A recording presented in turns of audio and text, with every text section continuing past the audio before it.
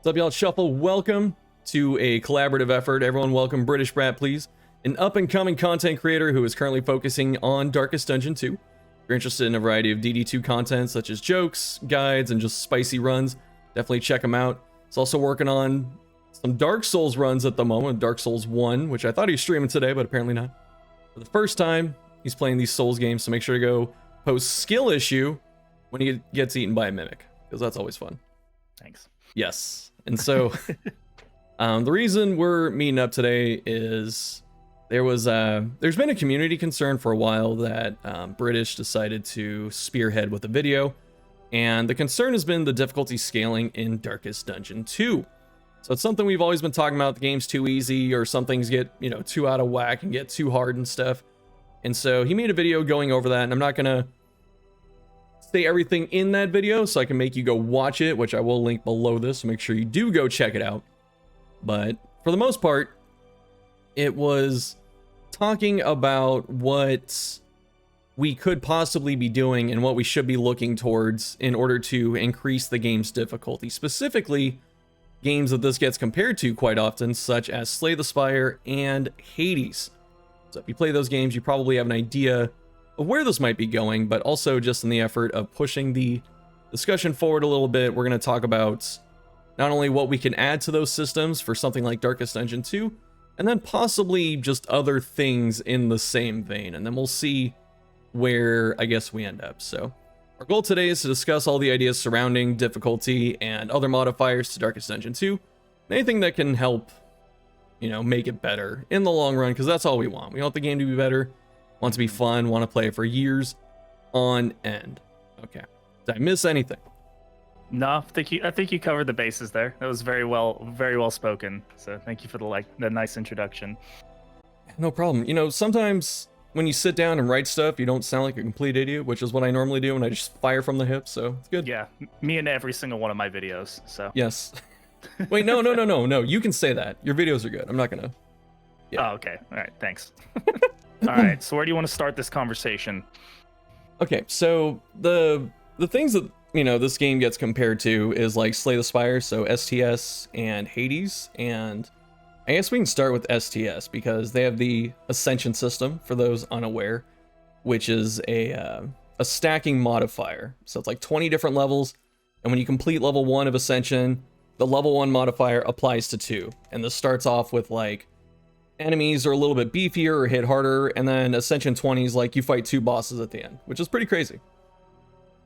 Yeah, it's a pretty it scales really fast. Like, I mean, you get to like the first couple ones, and it just kind of gets to the point where you're like, it makes the game much more. And this is end game stuff we're talking about, right? So after you've beaten the base game, right? But I think the idea behind it just being that there's something that you can kind of progress over time to give that kind of content that you can enjoy over and over again, which right now I think the game is lacking a little bit of, because we've all put hundreds of hours into it. So yes, and I totally agree, because that's really what it is in the long run, is we just want something for the super nerds like us who play the game for 500, 600, 2,000, 14,000 hours. Yeah, I think, and also we're a little bit biased because we're content creators, but I still think it's good for the longevity of the game. Because I mean, the reason I had this thought in the first place was because of seeing how many people play Darkest Dungeon 1 still and are like doing the most extreme things they possibly can that aren't actually tools built into the game. Like, they're just adding their own modifiers. So the idea of like, people are going to do it regardless, right? The game might as well include something along those lines. Yeah, and I totally agree, especially with things like, I'm already going off topic here, but, when people talk about increasing the speed of the game, they say, oh, get cheat engine. It's like, I'd rather the game have the capability, not going third party for it. Not that there's really anything wrong with that, but it's nice when, the developer supports it, because not only can they do a better job of it in most cases because they have access to the coding and stuff like that, but also it just shows that they care, and that they're listening to people and trying to meet their needs. Mm-hmm. Exactly. Yeah. I mean, that's why I think like Ascension. I mean, Slay the Spire on its own, like the base game isn't that. Like, there's not that much to it. You beat it, like if you beat it once or you beat it a few times and you get all the unlocks, that's it. But people are still playing it at like, you know, Ascension 20, and it's very difficult. Like people are still struggling with it even after they've put 1,000 hours into the game. They still have losses. They still have to make really, you know, tactical decisions. So that kind of thing I think could be really beneficial for just this game that is so based around strategy. Like even if you put 1,000 hours into it, I would like to still get a challenge out of it 1,000 hours from now. Yeah, I could not agree more. So if we were, oh, Shy, thanks for the raid, dude. Hi, Shy. Welcome. Just in time. Pull up a chair. But yeah, so with I guess we'll split it and we'll go to Hades afterwards. But so with STS, like if, you know, let's say the game went Ascension style, like what would that look like? You know, like let's say there were 5 or 10 levels. What would some of those levels be, you know, to you? And it's okay if you only have like a couple, but you know, let's spitball it. Yeah, it would have to be things that obviously I think scale with difficult, like, you know, don't start off too difficult. So, I mean, easy ones are just what like the Infernal Torch has now, which is like a crit modifier, right? Could be that enemies get, all enemies get, you know, an additional 6% crit, which is what we have now in Infernal. Other ones are pretty easy, which are just overall health benefits to enemies. There could be scaling for the enemy combinations that you get earlier on, because there are different combinations of enemies are actually like they have like tier lists essentially that we don't get to see. It's in the code, but some combinations of enemies are more difficult. So if you get to a certain ascension level, you could see those more likely in, you know, region 1 or 2. Nobody counts the valley as an actual region, but you know, region 1, region 2, etc., where you normally only see them in region 3. You know, things like that I think could be, you know, more damage. I mean, those are all kind of like baseline stats. I would be interested to see how, because like things like additional bosses and boss fights isn't something that I think is viable. Obviously, you can't have 2 Leviathans, otherwise everybody would freak out. But you could have a requirement that you have to get 2 trophies instead of 1, or something like that. Like once you get to the higher levels, I think those are some interesting things that could make the game more difficult while keeping it in the confines of a decent scale without going too crazy. No, I totally agree. And one sec, I just realized that my background thing froze. Wait, no, there it goes. Yeah, I don't know if that was an OBS thing or what, but there it goes. Yeah, I didn't even because like raw stats increase, that's one thing, and I would like them to try and avoid that, but I think it's unavoidable given the consideration. But I do like what you brought up about like mashes, you know, being tiered and stuff like that, and the elite enemies and stuff, like having those appear sooner. Like the elite enemies only appear in, you know, the 3rd region, but then also there are some like exclusive region 2 and 3 mashes and stuff like that. I think like Double Ghoul doesn't appear in the 1st region, so being able to get those earlier could be pretty crazy and I don't know, just wild. But also, you know, as cool as double bosses would be, that I mean, that is an easy idea if they, well, it might be hard to code in, but just, you know, conceptually it's a simple idea. Yeah. But you know, after fighting an ordained boss, 2 ordained bosses today, I don't know if I want double boss. That seems that's too much.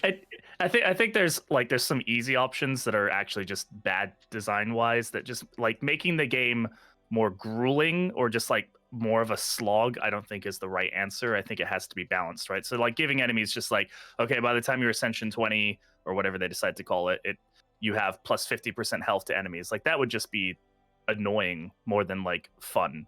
So obviously I'm not a game developer, so it'd have to be, I think, kind of creative ones.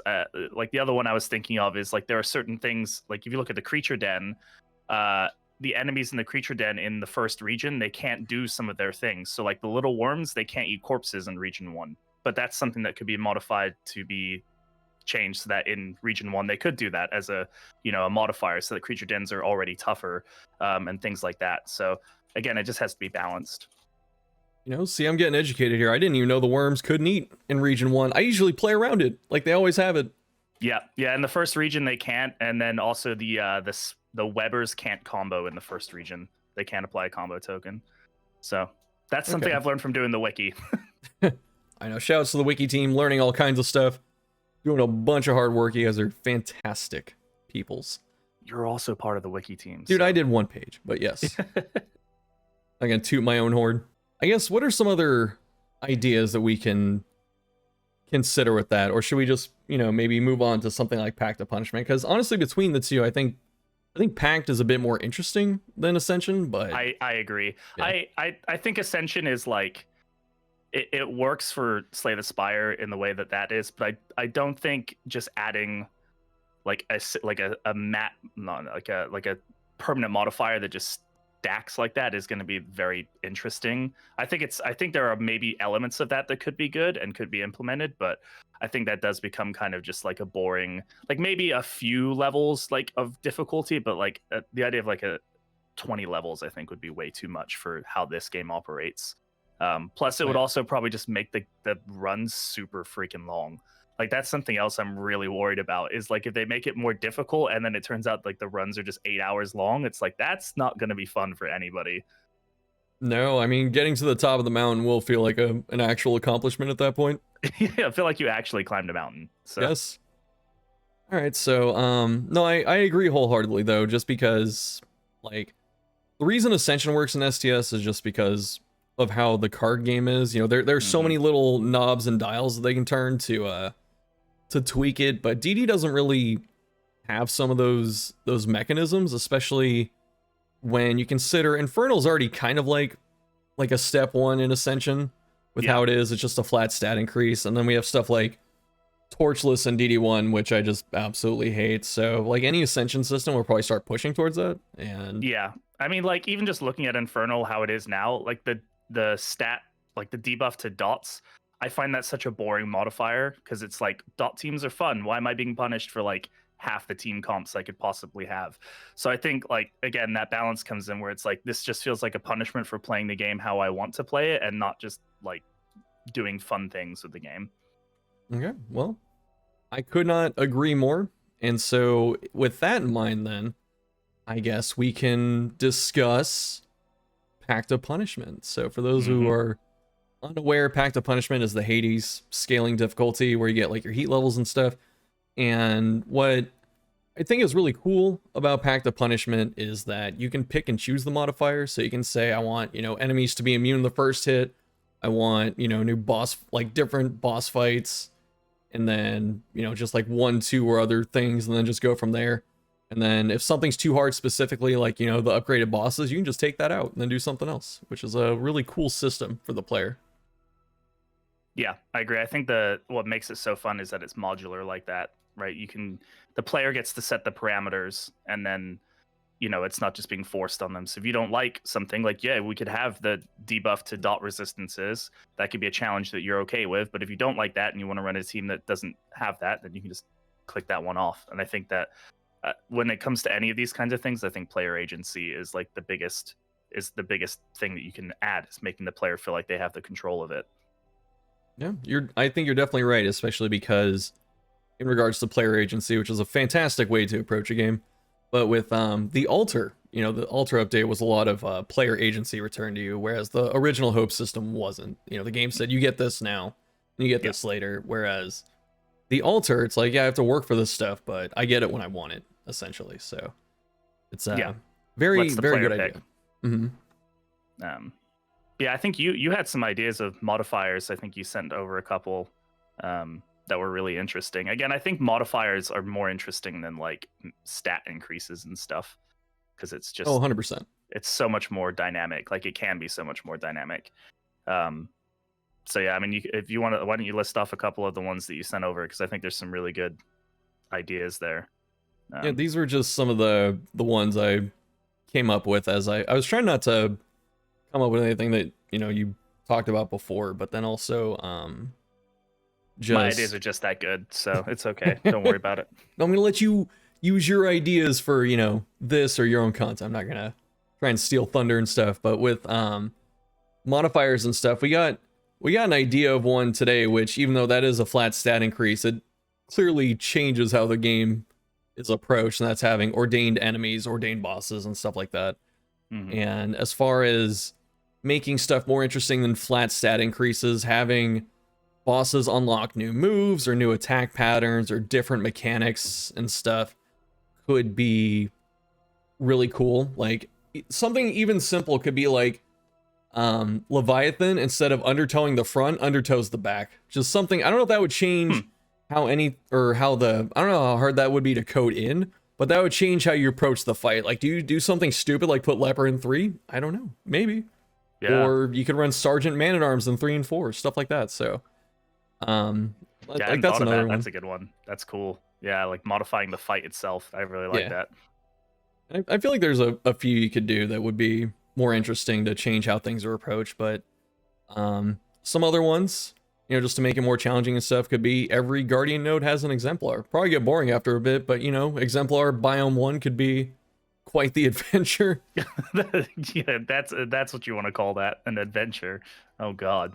Yeah, and you don't get to stack up all your blight pulses beforehand or find the holy water and stuff like that, so it would I feel like something like that would kind of force you into bellow and highway robbery and stuff like that, but it would still be pretty cool. And actually, I lied, I am going to take one of your ideas, which is like getting 10 mastery at the start of the run, and that's all you have for the entire run. Like, I thought that was really cool. Yeah. Then you get to pick and choose, like, okay, these are my most important things. I'll deal with unmastered Noxious Blast and stuff like that, but indiscriminate science is getting that point for sure. And then I think one that a lot of people are hoping for is you start with one hero and the thrilling tablet, and that's all you have, like the entire run. Like, people can do it now. People are already doing that by going into the files, deleting the other characters or getting them killed or whatever, and then modding in the tablets. But it would be nice if Red Hook made it so you have it. You don't have to go through all the hoops and stuff. Yeah, it's like that's built for that, right? That they added that in. It's like that's made for solo runs, but it's not easy to do a solo run. Like I think the intent was like, oh, if you lose a hero, but I'm not holding on to that for that possibility, right? So yeah, I think that'd be a really fun one. Yeah, not only that, like the tablet, you have to buy it. So it's exactly. I'm gonna spend 70 or 100 baubles or whatever it is as an insurance policy when I can do other stuff with those baubles. So it's a bit lacking, but I totally agree. It was made for solo runs more than just being a nice insurance policy, because if one person's dead, it's okay, it's a decent upside, but like when 2 or 3 people are dead, then it actually turns you into a powerhouse. Oh, I've seen people do like 400 damage with the leper. Like, it's ridiculous. So yeah, I agree. I think that's a really easy thing to add in, just to add a lot of fun and just let people just make fun videos. Or again, maybe a bit biased because I'm a YouTuber or whatever, but still, like, just giving players the way to play the game differently is so useful. Even just little tweaks, like you said, like the leper being able to pull somebody from the back row. Like, I haven't even thought about that before, but that literally would change the entire way that you approach that fight, which is just could add so much gameplay to the game, just something as simple as that. Yeah, it'd be nice to see. And yeah, like if they can give us any of these, like I'm sure it's me a pain in the ass to code all that in and make a menu and stuff like that, but I think the player base would genuinely love it. Not even just for content creators and stuff, because obviously we do have that bias, but like like you were saying, people that there are people that put in hundreds or thousands of hours and they don't stream, they don't make videos, like they just like the game and they play it that much. And so giving them something else to do besides resetting their profile every like month or two could be greatly appreciated. And it doesn't have to happen all at once. It can happen over time, over DLCs or whatever they decide to do with the game, but there's definitely a lot of content there. And I think we can come up with a bunch of ideas, but also in the past Red Hook has shown they're pretty crafty with solutions too, so I'd be interested to see what they come up with. Yeah, somebody actually I was talking to in the Dark City Discord today brought up an interesting idea, because I think one of the biggest things that they would need to do with this is to make it their own. Like, it shouldn't just be a carbon copy of Slay the Spire or Pact of Punishment or whatever the case is. And somebody had the idea, because the way that they've changed the torch recently by giving it its own slot, somebody was like, well, what if at the altar you could unlock different torches that have different effects instead of just the infernal torch? There could be ones like very reminiscent of like Color of Madness, where there was like different effects based on the lighting that could modify the game. Could be as simple as that, where you have a torch that does X, Y, and Z, and you could attach that, and that would modify your run, and that would keep it within the confines of how the game is thematically, or something like that.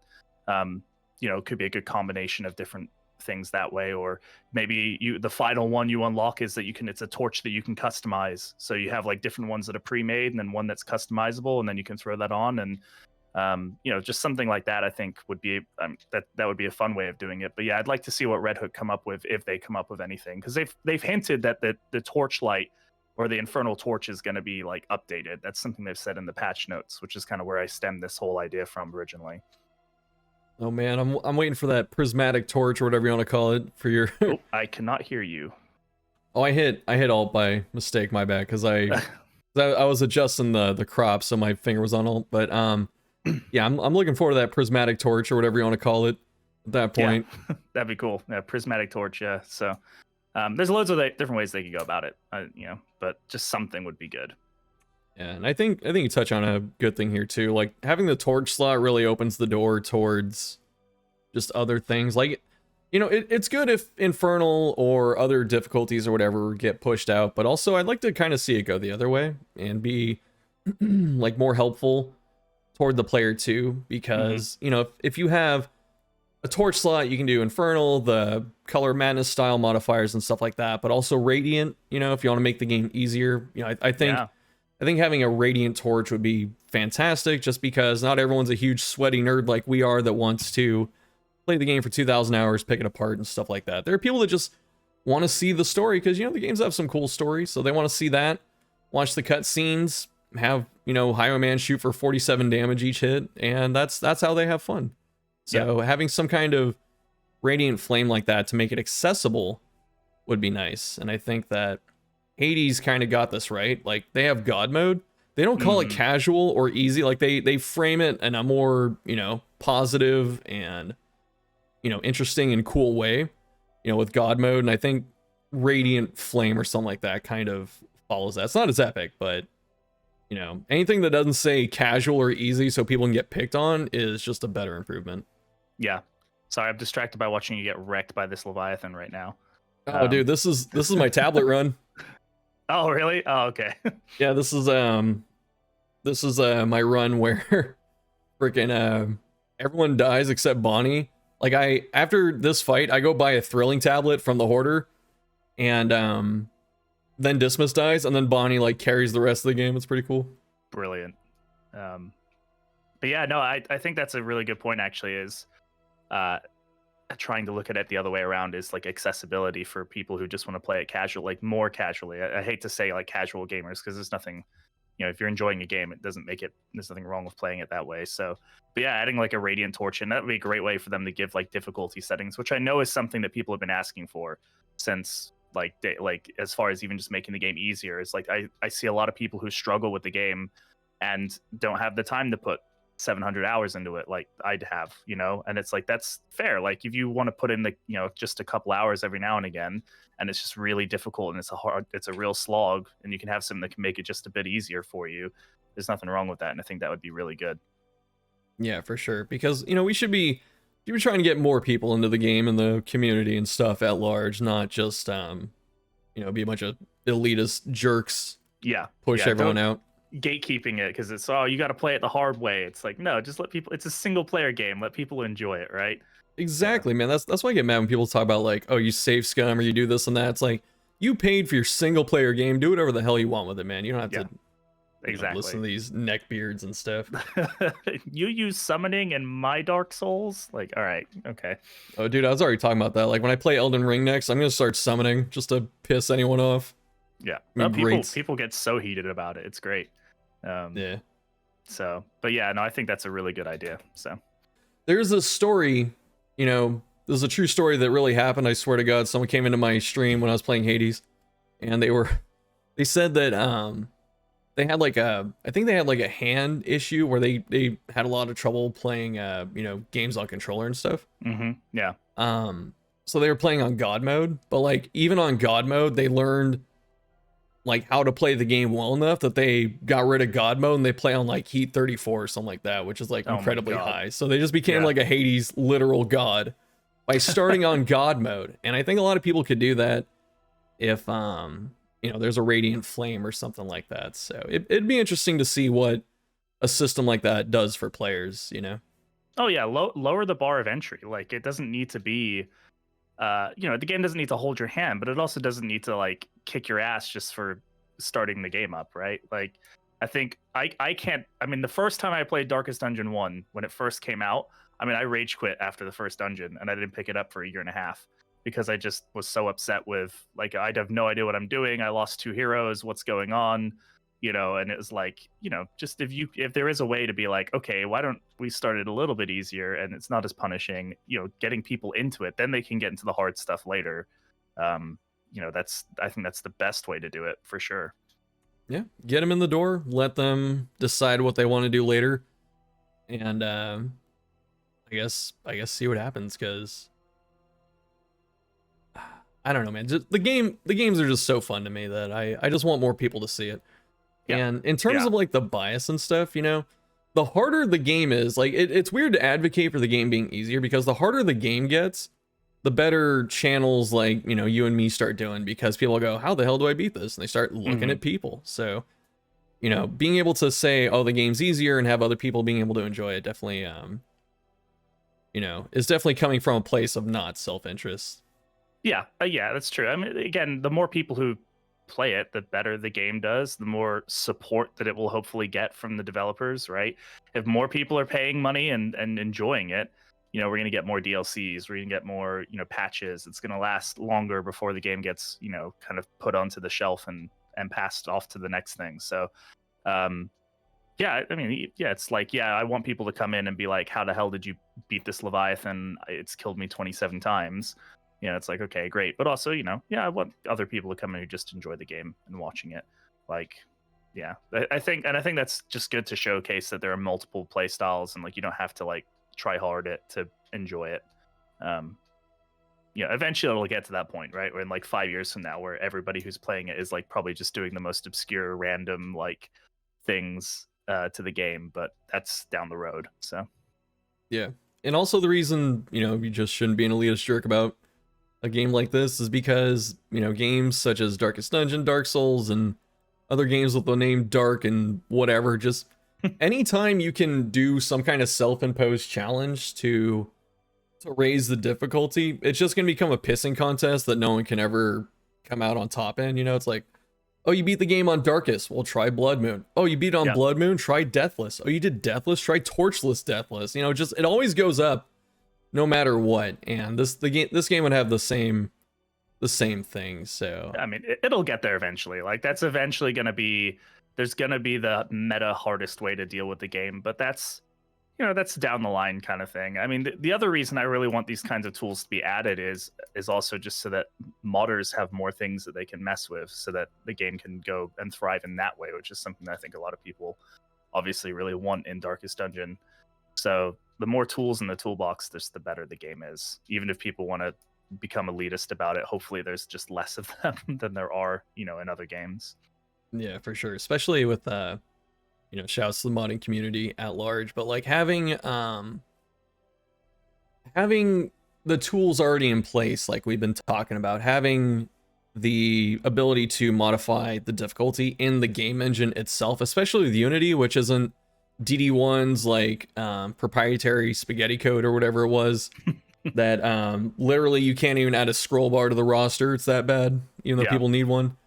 And if the framework is in there, then modders will find out a way to make it work, especially with the game coming to Steam, since we're doing the Steam Next Fest thing apparently, which I forgot about that. Got tweeted recently. Yeah, that's a demo coming to Steam, so if you want to check it out, now's the time to do it. I know, time to get all the people like, when's it on Steam? I'm not buying it on Epic. Well, now you get to try it. All right. I've already seen people upset that it is coming to Steam and that they bought it on Epic, and they're like, why did I buy it on Epic? I'm like, you can't win, man. I don't know. What do you want? Yeah. I lose faith in humanity when I see this stuff, when I hear about this stuff. That's why I don't go into Darkest Dungeon Discord. Especially the subreddit, man. But that's something else. No, I mean, I think that covers the biggest thing is that the game has a lot of this game has a lot of potential, right? There's so much more that it can be, and I'm very excited about it. I think you are as well, and other creators should be, and players as well. and just you know, I guess I always like to, whenever I have these conversations, just tell people, like, if you're involved in Darkest Dungeon 2 and you want to help out and make the game better, you know, or like, I hear a lot of people who grumble about the game. It's like, you know, the devs listen to this stuff. They watch the videos, they listen to feedback. If you want to make change, like, you know, go say something constructively, but it helps to have these conversations and not just like be like, oh, they're never going to make the change. Like, the whole relationship system is a complete example of how they listen to their player base and are willing to make drastic changes if need be. So yeah, just that's how I always like to just make sure you're talking about it, because they do listen. Very positive message, and I agree wholeheartedly, because they listen to it. They don't always act on it, but they do read it, and you know, if they see a way to improve it, that's great. And you know, we got people saying like, oh, I'm gonna pay to beta test a game. It's like, yes, that is actually what early access is supposed to be. Yeah, early access isn't, it's not, you get access to the game that's already completed, you know, a year before everyone else, so you can be a hipster. It's like, no, the game's in development, and ideally they want some input, so they get your voice in there, especially with like the feedback tool and like in game, and you know, Red Hook's Discord and stuff like that. There are a lot of ways to send information directly to them that they will see, and that's honestly, I'm gonna go off on like a small tangent here, but go off. I know there was another game that I was playing recently, like another indie game, and there was like I ran into a couple bugs, and I was like, how do I even report this? There's no feedback tool, there's no like Discord I can drop into. Are they ever gonna know? And it made me really appreciative of the current feedback tool in DD2. Like it seems like such a small thing, but I didn't realize how not only important it is, but just how helpful it is that you just have a way to like click a button and you can just send them something right then. It's so good. Yeah, you just have to hope it's not going into like a spam folder, right? Just got that set. I'm like, yeah, sure, we're listening. But no, I agree. I've done like, I've been invited to like play tests of other indie games, like private invites to like small company, like, hey, can you play test this game? And literally they would just take the feedback and just never respond to it. And it's like, why is this even a thing? Like, if you don't want the feedback or want testers, then why even do this kind of thing? So the fact that Red Hook is as active as they are about it, I mean, actually responding to people and like saying, like, you go in the Discord, like every now and again, Chris pops in and is like, oh yeah, we're working on that. Like, thank you. That's a good point. It's like, I don't see that in many other games, especially from like the game's creator, you know, like, it's like, okay, thank you. So, you know, it's, like you said, they're not going to act on everything, right? They're not going to take every gripe into account and be like, okay, well, you know, I don't like diseases. Can you remove them? Like, okay, no, but still, they take the good ones, hopefully. I know, like the things that, you know, people really raise an issue with, like the affinity system, it took them a while, but they got to it. The progression system, they got to it. You know, bounty hunter, new characters, stuff like that, they're getting to them. But with that's just, I picture that, like, you got that person saying, you know, Red Hook doesn't listen to feedback, you know, they don't care about the players. Like, oh, what did you do? I went into the feedback channel in their Discord and I said, please remove diseases from the game. And they never, I got downvoted. Never responded. It's been 12 months and diseases are still in the game. Just wild. Some of the feedback people put and think is still constructive is quite impressive. Just like, I don't know, somebody was like, how dare you guys not have a hero update in over a month? And it's like, would you rather they release the hero with no animations, or like, what do you want? Just like, it's not ready. So like the accusations are just weird to me, but they are. But you know what? That brings up a good point. Let's get hero.png. Let's just slap them in there and see how they do. Just get a T-posing hero on no animations and just slap him right in there. So, oh man, I play it, but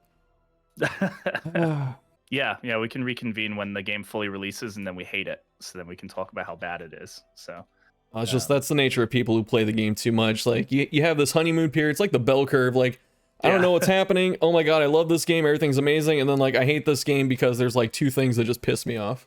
Yeah, exactly. So that'll be us in like 6 months. So, but no, I've got nothing else I want to cover. I appreciate you letting me come on here and rant, because it's been a lot of fun. It's good to talk to somebody else and I think that's just a big thing about this community is just like discussing these things with each other and having these may not be the best ideas or the right way to do it, but hopefully it gets people thinking, and that's, I think, the most important thing.